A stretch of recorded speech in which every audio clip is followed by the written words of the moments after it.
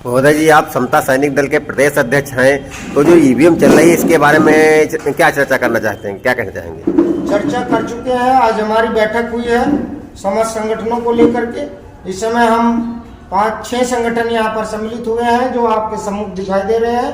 इसमें किसान यूनियन के, मजदूर संगठन, किसानों के संगठन और समता सैनिक दल जो बाबा साहब द्वारा स्थापित भारत की पहली सेना है उसके रूप में हमारे डॉक्टर मलखान जी जो राष्ट्रीय प्रदेश कैडर है समता सैनिक दल के, यहाँ ईवीएम का जो मुद्दा चल रहा है, ईवीएम के विरोध में दिल्ली से अलग जगाई गई है। भानु प्रताप जी, महमूद प्राचा जी और समस्त वो साथी जो उसमें जज भी हैं, वकील भी है सुप्रीम कोर्ट के, वो इस लड़ाई को इसके अगवाकार है और उनके समर्थन में ईवीएम के खिलाफ हम मैदान में हैं। उत्तर प्रदेश की राजधानी लखनऊ में 2024 के चुनाव को ईवीएम को हटाकर बैलेट पेपर से करने की हमारी मांग, और इसको लेकर हम तैयारी कर चुके हैं और अगली जो सूचना होगी, जो भी आपको वो बुला के बताया जाएगा वो आपको बताया जाएगा। लेकिन इस समय सीधा सीधा संदेश है कि ईवीएम से चुनाव नहीं होना है, नहीं होना है, नहीं होना है। बैलेट पेपर से चुनाव कराएंगे। इसके लिए चाहे हमें जिस रास्ते से गुजरना पड़े, इसके लिए हमें चाहे अपनी जान को बलिदान करना पड़े, लेकिन अपने बच्चों को गुलामी के मार्ग से बचाएंगे, ईवीएम को हटाएंगे, देश को बचाएंगे। महोदय जी, ईवीएम में क्या कमियां हैं? ईवीएम की जो कमियां वो सबको पता है, आपको पता है, मुझको पता है। ईवीएम चोर है, इलेक्ट्रॉनिक मशीन है और इलेक्ट्रॉनिक मशीन को रिमोट के द्वारा कंट्रोल किया जा रहा है और रिमोट से सब कुछ होता है।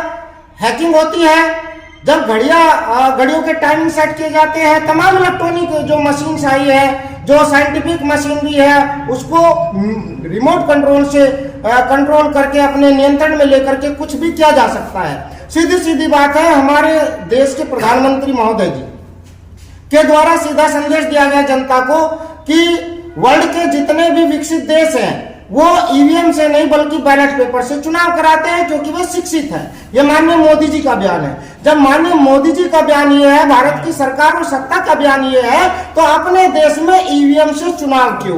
क्या हम विकसित श्रेणी में नहीं है? आपने भारत विकसित यात्रा चला रखी है।